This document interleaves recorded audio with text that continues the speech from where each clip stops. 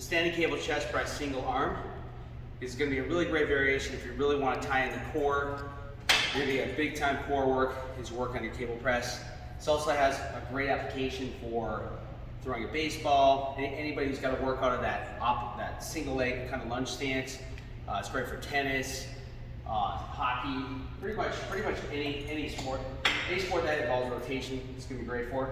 So first thing is we've got to brace off the box. So we're going to go in a pretty wide, long stance. The longer the stance, the more weight you need or use, the longer the stance. You're going to actually use your opposite hand. So whatever hand you push with, that foot is going to brace out the box. You're using opposite. You can also use a dumbbell too instead of a box if you don't have a box. Okay. Whatever hand works that foot is back, you're going to bring the opposite hand out to help bring it out forwards. Right here, and you're going to push forwards. So you're going to come out and back, and forwards and in.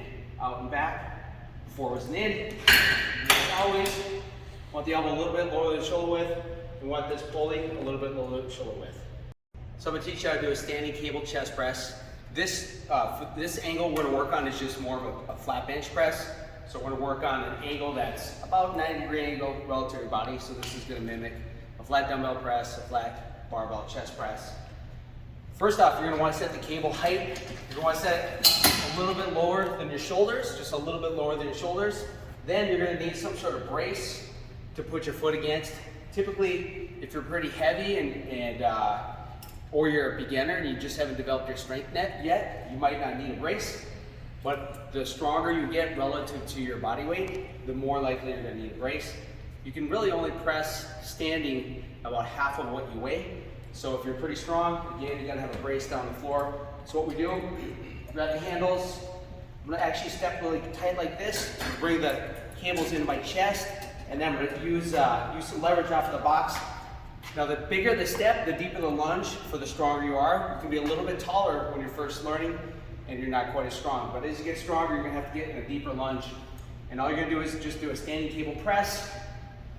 You're going to breathe out right there, breathe in coming back, breathe out. And if you notice, what we're trying to do is we're trying to keep our elbows a little bit below parallel. So here's 90-degree angle relative to my body. I want to come down a little bit lower. And you can even do a parallel grip, or you can work on somewhere around probably anywhere from 45 to about 70 degrees abduction position from your shoulder. And your goal is, as you press forwards, you're going to squeeze in, and you're going to get kind of like almost as if you're doing a fly. You're going to squeeze in, and you're going to come back, you're going to breathe out. One nice thing about this is if you have shoulder problems, most people do not have shoulder pain when they do this exercise. So if you have pressing pain, this is a really nice option for most people. So we highly recommend this exercise. This is a great exercise also when you're doing high reps. We often do this as a 25 rep set. When you do those high rep 25 sets, make sure you're still getting that full lockout of the elbow.